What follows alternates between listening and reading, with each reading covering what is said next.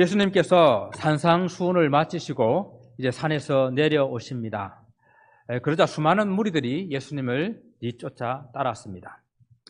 그리고 이제 산 아래에서 두 사람을 만나는 그런 사건이 오늘 본문에 나오게 되는데, 첫 번째 사람은 나병 환자였습니다. 그리고 두 번째는 가버나움 동네에 들어서자마자 자기 하인이 병이 들어서 그 하인을 고쳐달라고 찾아 나오는 그런 백부장이었습니다.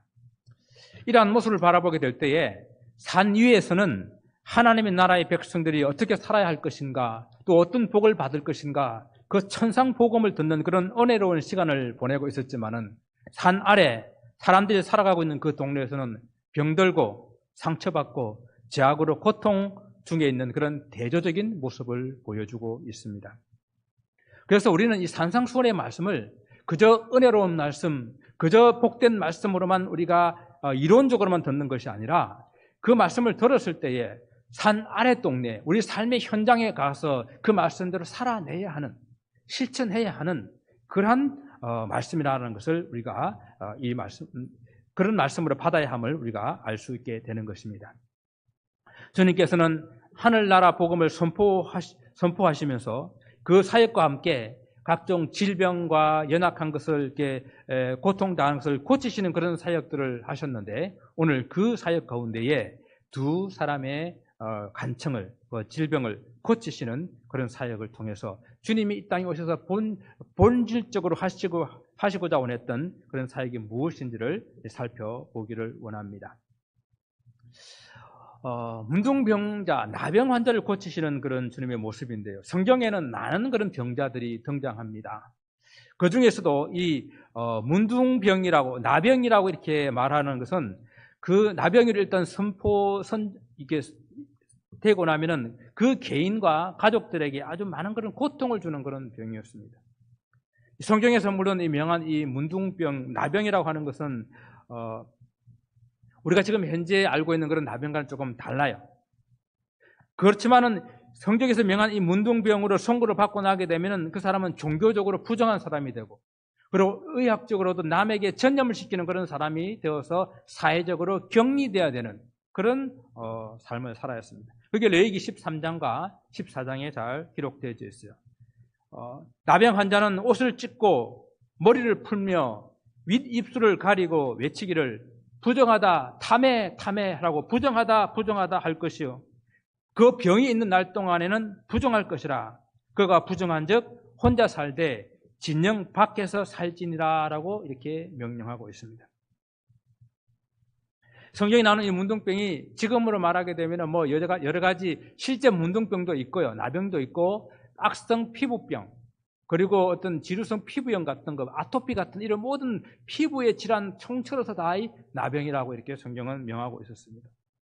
그렇지만 이 문둥병으로 이렇게 제사장이 이제 명칭을 하게 되게 되면은, 그는 진영 밖으로 나가서 동굴이나 어떤 움막에 살다가 혼자 죽어야 되는 그런 경우들이 많이 있었다는 것입니다. 이는 공동체에서의 축출입니다. 유대 백성들이 자기 공동체에서 이렇게 끊어진다라고 하는 이야기는 하나님의 언약의 축복의 백성에서 끊어진다는 그런 의미들을 가지고 있기 때문에, 이 병은 다른 병과 달리 아주 가족과 개인에게 치명적인, 아주 고통을 주는 그런 병이었다라는 것입니다. 그런데 유대인들은 이런 생각을 가지고 있죠. 병이 든다든지 아니면 어떤 육체적인 어떤 장애가 있다든지 이러한 것들을 하나님의 저주나 하나님의 어떤 징벌로 생각을 하는 경우들이 많았습니다. 그런데 다른 병보다 특히 이 문둥병은 더 그랬다라는 거예요. 우리가 성경에 보게 되면은 모세를 비방하다가 이 미리암이 문둥병에 걸려가지고 이스라엘 백성들이 지금 가나안 땅으로 진행해야 되는 그 진영이 멈춰서고, 그 미리암은 그 문둥병이 나을 때까지 진영 밖에서 거했던 것을 볼 수 있습니다. 또 유다 왕국의 제10대 왕 우시아라는 왕이 참 처음에는 아주 신실하게 열심히 하나님을 잘 섬겼던 그런 왕이었는데, 그 마음에 교만이 들어갔어요. 그래서 제사장만이 할 수 있는 그 분향하는 일을 자기가 하다가 사가랴 선지자 끝내 말리는 것도 불구하고 그가 그 일을 하다가 하나님 징계로 문둥병이 걸렸습니다. 그래서 그는 왕의 묘실에 장사되지 못하고 그 옆에 장사 지내게 되는 그러한 불운을 겪게 됩니다. 또 한 가지 사건은 우리 열왕기에서 나오는 사건인데, 나만이라는 사람, 아람의 군대 장관, 아람 나라의 군대 장관이었던 나만이 이 문둥병에 걸렸습니다. 그 종의 권면에 따라 가지고 이스라엘에 있는 엘리사라는 선지자한테 가게 되면 병이 나을 수 있다라고 하는 그 이야기를 듣고 찾아오죠. 그런데 엘리사가 요단강에 가서 7번 몸을 씻으라 그랬습니다. 그 말씀에 이렇게 탐탁지는 않지만은 순종했을 때에 그 몸이 깨끗하게 씻김을 받았어요. 곧 문둥병이 고침을 받았습니다. 그래서 그 일에 감사해가지고 가져온 예물을 엘리사에게 드리려고 그러는데 엘리사가 받지 않았습니다. 돌려보냈어요. 그런데 그 밑에 있던 종 게하시가 그 예물이 탐이 난 거예요. 그래가지고 뒤쫓아가가지고 우리 선지자가 그 예물을 좀 달라 그런다. 선지자 이름을 핑계를 대가지고 예물을 받아 챙겼는데 그 일이 하나님 앞에 큰 죄가 되어서 그가 진 걸로 문둥병이 걸렸다는 것입니다. 이와 같은 예들을 통해 가지고 이 나병은 하나님의 징계로 받는 그런 질병으로 사람들은 이해를 하게 됐다는 것입니다. 그래서 이런 배경을 가지고 오늘 주님께서 산상순을 마치시고 산에서 내려왔을 때에 처음 만나는 이 사람이 바로 이 나병 환자였다라는 이 사실을 생각해 보시기 바랍니다. 이는 하나님의 징벌을 받는다고 모든 사람들이 생각하여서 그 사람을 멀리하고 그 사람을 진영 밖에다가 성 밖에다가 살게 하고 가족과도 함께 할 수 없는 그러한 사람을 그 사람에게 가까이 올 수도 없고 또 그는 스스로도 나는 더 이상 치료될 수 없다라고 포기하고 있는 그런 인생에게 주님께서 어떻게 긍휼을 베푸시는지 오늘 그것을 우리에게 보여주기 위함인 것입니다. 사람에게 가까이 올 수 없는 나병 환자가 어떻게 했습니까? 오늘 본문에 예수님께 나와 절하며 간청했다라고 했습니다. 우리가 지금까지 잠시 살펴본 그런 바에 의하면 이 나병 환자가 주님께 가까이 왔다 그러는데 참 얼마나 가까이 왔을까 좀 의문이 되기도 해요. 지금 본문의 말씀 보게 되니까 예수님이 산상수를 마치고 내려올 때에 많은 무리들이 함께 쫓았다 그랬잖아요. 그 많은 무리들이 있는 그 사이에 이 나병 환자가 비집고 들어왔을까? 얼마나 가까이 왔을까? 그게 가능했을까? 하는 그런 생각도 해보게 됩니다. 실제로 문둥병자가 사람들에게 가까이 오게 되면은 돌에 맞아 죽었다는 그런 성경 기록은 없어요. 그러나 성경은 분명하게 그들을 진영 밖에다 둘 거라고 말씀하셨고, 특히 미시나에 보게 되게 되면은 문둥병자가 가까이 오게 되게 되면은 돌을 들어서 가까이 오지 마, 전염병을 사람들에게 옮기지 마라고 외치라고 그랬어요. 그리고 쿰난 공동체는 그들 살아가는 그런 공동체에 그런 나병 환자가 생기면은 14피트 이상 떨어져서 거주하도록 그렇게 명령을 했습니다. 이런 문헌들을 보게 될 때에 이 나병 환자가 예수님께 가까이 온다는 것은 그렇게 쉬운 일이 아닐 텐데, 만약 정말로 그가 예수님께 가까이 왔다면은 그는 죽을 각오를 하고 나왔을 것입니다. 그만큼 이 사람의 간절함이 이곳에 배어 있다라고 볼 수가 있습니다. 주님께 나아가기만 하면은 이 병을 고칠 수 있고 내가 깨끗해질 수 있다, 정결케 될 수 있다는 확신이 이 속에 있었다라고 우리는 볼 수가 있는 것입니다. 그러나 이러한 확신과 이런 간절함이 있는 그러한 우리 나병 환자의 그런 모습에서 또 의아한 그러한 부분을 보게 됩니다. 그가 주님 앞에 나와서 이렇게 간청하는 거예요. 주여, 원하시면 저를 깨끗하게 하실 수 있나이다. 좀 상반된 그런 요청 아니겠습니까? 그냥 주님 손을 붙잡고 바지가랑이를 붙잡고 그냥 매달려가지고 고쳐달라고 이렇게 해야 될 건데, 주님 원하시면 저를 깨끗하게 하실 수 있나이다. 저는 이 모습을 보면서 주님에 대한 믿음이 없거나 주님께서 고쳐주실 능력을 믿지 못해서 이러는 것이 아니라고 생각을 합니다. 주님께서는 자기 병을 고칠 능력이 있다는 것을 분명히 확신하고 있지만은, 그러나 단지 주님의 고치시고 안 고치시고는 전적으로 주님께 달려 있습니다. 주님의 뜻에 달려 있습니다. 주님의 처분만 바라고 있습니다라는 그런 심정으로 주님 앞에 간청하는 것 같습니다. 우리가 기도할 때에 주님께서 이루어질 걸 믿는 그런 확신을 갖고 믿는 그런 기도하는 거하고, 그리고 그 일이 실제적으로 이루어지는 것과는 차이가 좀 있어요. 주님의 뜻과는 상관없이 내가 확신하니까 주님 내 질병을 고쳐주셔야 됩니다. 내 사업도 성공하게 해주셔야 됩니다. 내 자녀들도 반드시 성공하게 해주셔야 됩니다. 라고 하는 그런 기도가 아니라 주님께서는 내 질병을 고칠 능력도 있고 내 사업을 충분하게 성공시키실 능력도 있지만은 정말 주님 이것이 주님의 뜻입니까?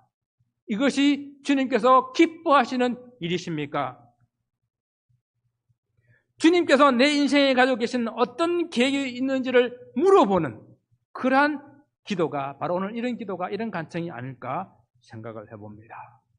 이는 믿음이 없어서가 아니에요. 우리는 간구할 때에 정말 이 일을 통한 하나님의 뜻이 무엇인가, 주님의 뜻이 무엇인가, 내 병을 고쳐주시되 왜 주님께서 내 병을 고쳐주셔야 하는지, 내 사업을 부흥시켜 주시되 왜 주님께서 내 사업을 부흥시켜 주셔야 하는지 주님께 물어봐야 되는 거예요. 주님의 뜻을 물어봐야 되는 것입니다. 그런 기도를 지금 이 문둥병자가, 나병 환자가 하고 있다는 이야기입니다. 당연히 주님의 뜻은, 주님께서 원하시는 것은 그를 고쳐주는 것이었습니다. 그 오늘 본문에서는 또 이러한 모습이 보입니다. 주님께서 손을 내밀어 그에게 대시며 고쳐주셨다고 그랬습니다. 우리가 이미 살펴본 같이 나병이라고 하는 것은 사회적으로 격리해야 되는 그런 병이에요. 지금 우리는 격리라는 것은 너무도 잘 이제 몸에 익숙해져 있어요. 그죠?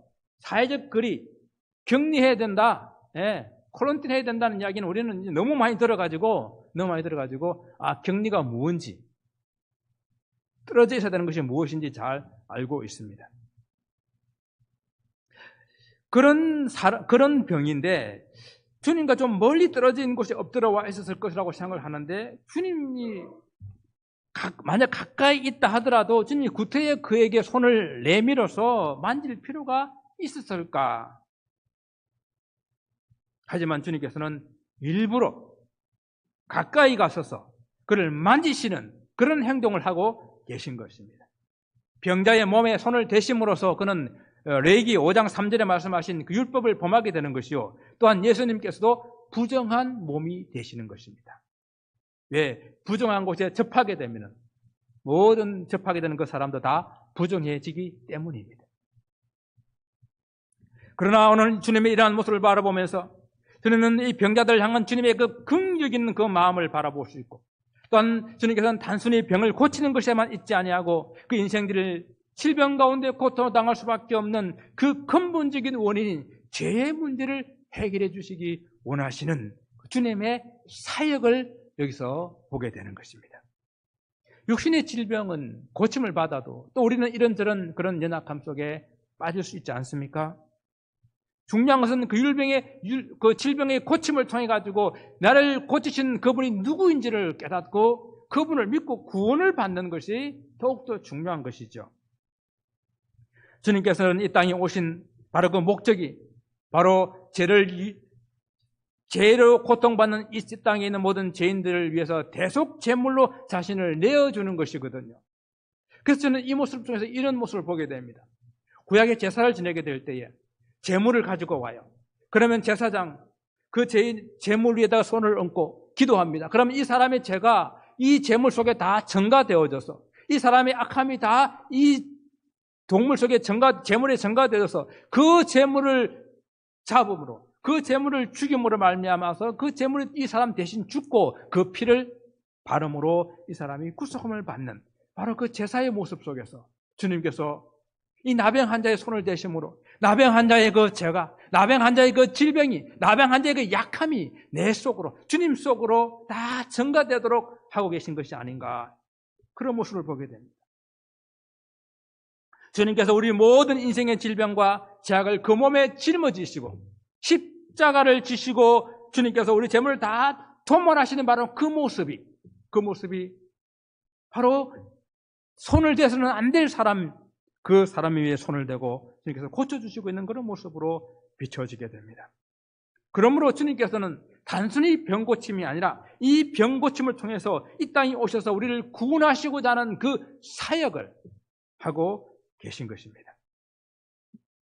예수께서 병이 난 사람에게 또 뭐라고 말씀하십니까? 가서 제사장에 보이고, 사람들에게 이야기하지 말고 제사장에 보이고 모세가 명한 예물을 드려야 된다라고 말씀하셨습니다. 당시에 이 문둥병에 걸리게 되면 아주 까다로운 그런 어떤 절차를 통해 가지고 문둥병인 것을, 나병인 것을 판단받아야 되고, 또 혹시 그 나병이 조금 호전이 있게 될 때에 그것도 까다롭게 제사장에게 가서 이 절차를 통해 가지고 완치 판정을 받아야 됐었습니다. 오늘 이 나병 환자에게 주님께서 그 제사장에 가가지고 그 모든 것들을 제사장에게 보이고 절차를 밟아야 된다고 하는 것은 율법을 꼭 지켜야 된다라는 그런 강조하는 그런 말씀이기보다도 이제 병이 난 그 사람이 다시 자기 가정으로, 자기 그 사회 속으로 돌아갈 수 있도록 하는 그런 주님의 배려, 참된 회복을 주시는 그런 주님의 모습을 보게 됩니다. 레위기 13장, 14장에서 규정하고 있는 그 모세의 율법을 지킴으로써 제사장으로부터 이제 완치 판결을 받아서 정말로 그 몸에 나병이 깨끗하게 되었다는 것을 선포받음으로 말미암아서 그 사랑하는 가족의 품으로 또 사회의 일원으로 돌아갈 수 있게 하는 것이죠. 그렇습니다. 주님의 치료는, 주님의 고치시는 그 사역은 우리의 육신의 질병을 고칠 뿐만 아니라 우리 마음에, 또 우리의 마음의 치유와 함께 우리가 다시 가정으로, 사회로 돌아가서 우리를 고치신 분이 누구신지 그 고치심을 증언하고 그 주님을 또 이게 복음을 전파하는 그런 회복케 하는 그 사역을 통해서 주님이 우리를 고쳐주시는 그 중요한 의미가 들어있다는 사실을 기억할 수 있기를 바랍니다. 오늘 두 번째로 살펴보고 싶은 것은 예수님께서 가버나움에 들어가셨을 때에 한 백부장이 자기 하인이 중풍병으로 고통당하고 있는 것을 안타깝게 여기고 고쳐달라고 간청하는 그런 이야기입니다. 당시에 가버나움은 헤롯 안티파스가 다스리는 그런 통치구역이었는데 이 가버나움이 갈릴리 산거리의 그런 중심이었어요. 그리고 바로 그 가버나움은 지나가게 되게 되면 헤롯 빌립이 다스리는 그런 영역이 나오기 때문에 아마 그 중요한 그런 지역에 로마의 군대가 주둔하고 있지 않았나. 그래서 그곳을 다스리는 백부장이 있지 않았나 이렇게 생각을 하게 됩니다. 오늘 이 백부장이라고 하는 것은 로마 군대 단위로서 100명의 군사들, 실제적으로 한 80명 정도 된다 그래요. 그 정도의 군사들을 다스릴 수 있는 그런 야전 사령관으로서 실제적인 그런 권력과 책임이 있는 그런 사람입니다. 오늘 이 사람이 주님 앞에 나왔습니다. 자기 질병 때문이 아니라 자기 하인의 질병 때문에 나왔습니다. 자기 하인이 중풍병으로 심히 고생을 하고 있는 것을 안타깝게 여겨서 자기 하인을 고쳐달라고 간구하고 있습니다. 그런데 여기서 보통 우리가 여러분 많이 들어보셨던 단어, 이 하인, 종이라는 단어가 여러분 알고 있는 단어가 있어요? 둘로스라는 단어를 알고 계시죠? 오늘 마태복음에서는 그 둘로스라는 단어를 쓰지 않았어요. 파이스라는 단어를 썼습니다. 이 파이스라는 이 단어는 아들이라고도 번역될 수가 있어요. 아들. 그래서 혹시 이렇게 생각해 보게 됩니다. 오늘 이 환자가 혹 백부장의 아들이 아니었을까? 만약에 아들이었다고 한다면 정말 주님 앞에 나와서 간구하는 이 마음이 얼마나 간절하고 얼마나 애가 탔을까 하는 것을 생각해 봅니다. 그래서 헬라어로 아들이라는 단어는 따로 있어요. 히오스라는 단어가 있기 때문에 아들이 아니라 하더라도 이 파이스라고 하는 단어는 정말 아들과 같은 그런 아주 친밀한, 친숙한 그러한 하인이었을 것이다라고 일하는 거죠. 그래서 누가복음에서는 이 단어를 둘로스로 쓰고 있는데 그냥 둘로스가 아니라 내 사랑하는 아이 그렇게 쓰고 있어요. 그래서 누가복음과 요한복음의 비슷한 그런 사건들 속에서 이 하인이 거의 죽게 되었고 그리고 심각한 그런 병에 있어서 정말 그 하인을 바라보고 안타까운 마음으로 그 병을 고쳐달라고 나온 이 백부장의 그런 마음을 보게 됩니다. 주님께서 그 마음을 보시고 그래 가자 내가 고쳐주리라 하고 이렇게 쉽게 아주 흔쾌히 응답하시는 것을 보게 됩니다.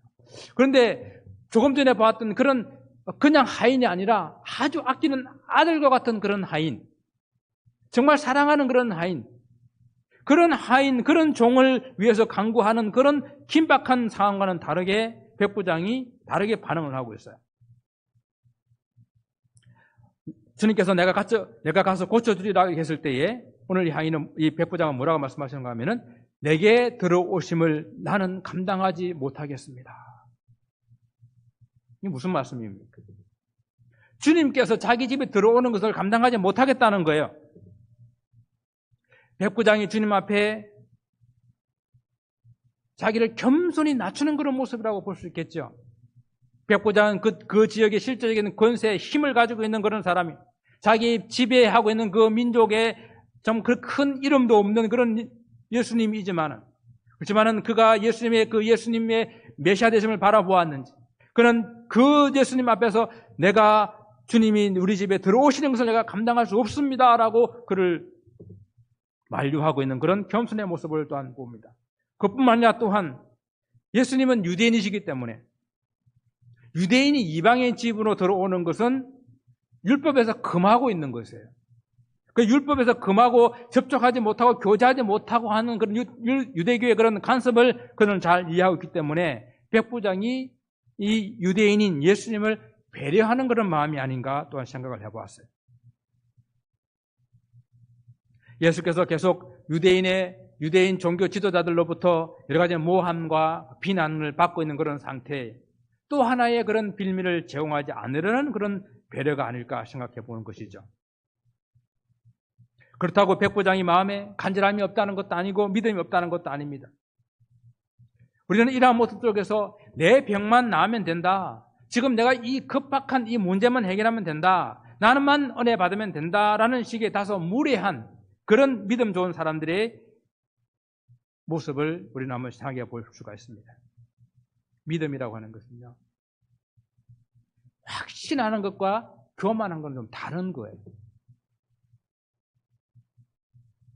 겸손한 모습으로 정말로 내가 간구하는 그 주님 앞에 겸손한 모습으로 나아감이 필요하고 또 정말 우리가 믿음이라고 하는 것은 우리와 함께 더불어 살아가고 있는 그런 다른 사람들을 좀 배려하는 그런 마음이 우리는 필요한 것 같습니다. 오늘 이 백부장은 자기 하인이 중풍병으로 고통스러워하는 것을 보고 긍휼한 마음을 가지고 있는 것을 봐도 참 남을 많이 배려하는 사람인 걸 알 수가 있어요. 그런데 또한 백부장은 그 주님까지 배려하는 그런 마음으로 주님까지 이 일로 말미암아 어려움을 처하게 될까 하는 그런 배려하는 마음으로 이 일을 주님은 내 집에 들어오심을 내가 감당하지 못하겠습니다라고 이야기를 하고 있습니다. 그러나 오늘 주님께서 이 백부장의 정말 믿음이 좋은 믿음으로 칭찬하고 있는 믿음의 그 이유는 따로 또 있습니다. 백부장이 주님께서 이방인이 자기 집에 들어오지 못하도록 만류한 이후에 뭐라고 말씀하고 있습니까? 다만 말씀으로만 하옵소서. 그러면 내 하인이 낫겠습니다. 백부장은 군인으로서 부하가 명령하게 되면 밑에 있는 부하가 그 명령에 따라서 모든 것을 다 순종하고 움직이는 것을 알고 있습니다. 그와 마찬가지로 나의 종의 이 병이 육신의 연약함이든 그가 악함으로 인한 병이든 여러 가지 어떤 귀신으로 말미암은 병이든 어떤 병이든지 간에 주님께서 이 모든 것을 주관하고 계시기 때문에 주님께서 말씀하시게 되면은 그 모든 것들이 다 순종할 것입니다 라고 하는 그 믿음을 이 백부장이 가지고 있는 것입니다. 주님이 가지고 있는 실제적인 그 권위, 실제적인 능력, 그것을 이 백부장은 바라본 것입니다. 바로 이것을 바라보고 주님께서 이스라엘에서 이만한 믿음을 찾아보지 못했다라고 하신 것입니다. 왜냐하면 유대인들은요, 눈으로 보고 손으로 만지고 그걸 너무 좋아하는 거예요. 그 자꾸만 표적을 보여주십시오, 표적을 보여달라고 그들은 말하는 거예요.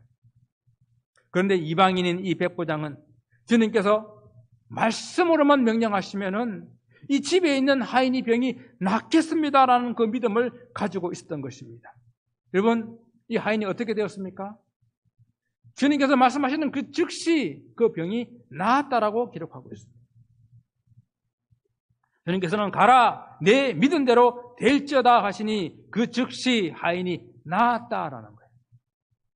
지금 그 장소에는 병든 그 하인이 있지 않았지만 그리고 그 거리상으로 얼마나 떨어져 있는지는 알지 못하지만은, 그러나 백부장의 그 고백하는, 간청하는 그 장소에 그 하인이 없었다는 건 틀림없지 않습니까? 그러나 그 백부장의 믿음을 보시고 선포하신 그 예수님의 명령으로 즉시 그 하인이 고침을 받았습니다. 이것이 믿음입니다. 믿음이라고 하는 것은 시간과 공간을 초월하여 역사하는 것이거든요.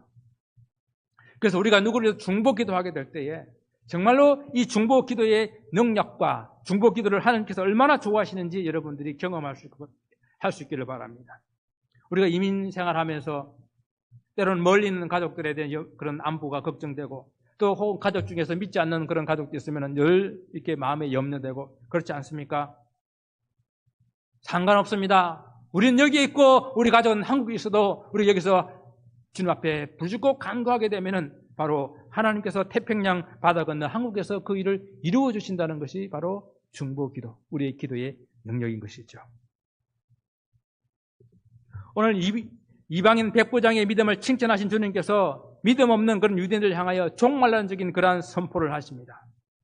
또 너에게 이르노니 동서로부터 많은 사람이 이르러 아브라함과 이삭과 야곱과 함께 천국에 앉으려니와 그 나라의 본 자손들은 바깥 어두운 곳에 쫓겨나서 거기서 울며 이를 갈미 있으리라.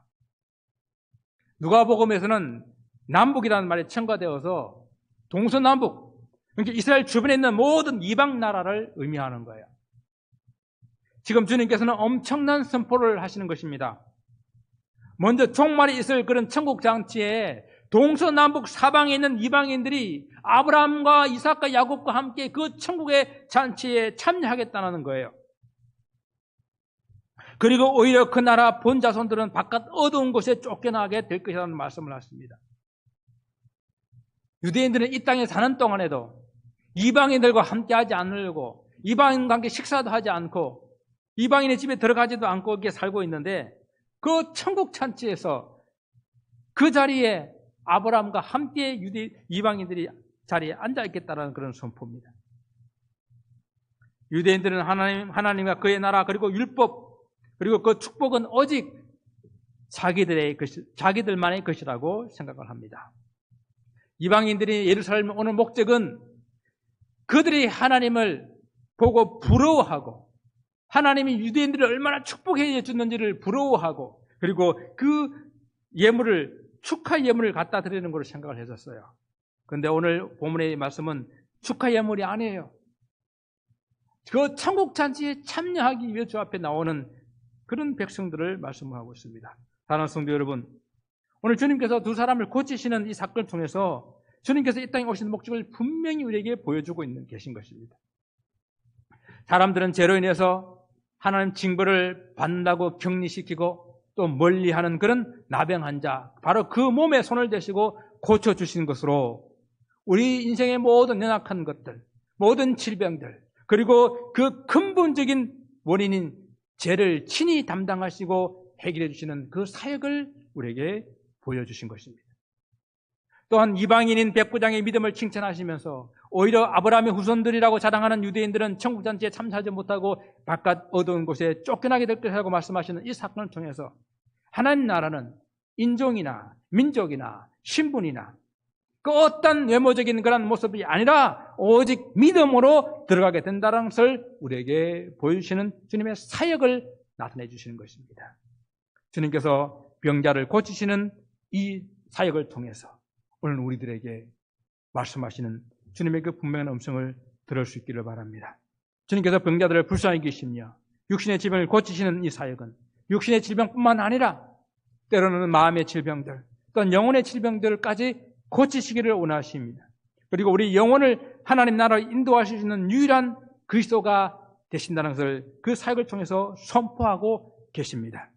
그 나라는 누구든지 주님을 아예 구세주로 고백하는 바로 사람들의 것입니다. 오늘 우리 이 두 사건을 바라보면서 우리를 찾아오신 주님, 우리의 대속제물 되신 그 주님 앞에 우리의 겸손한 마음으로 주 앞에 서기를 바라고, 그리고 이 백부장의 믿음같이 겸손하지만 확실한 믿음을 가지고 주 앞에 나아가서 우리 남은 삶 동안에 주님께서 우리를 통해서 이루고자 하시는 그 사역을 신실하게 감당하는 주의 복된 성도 되시기를 주님의 이름으로 축원을 드립니다. 기도하겠습니다.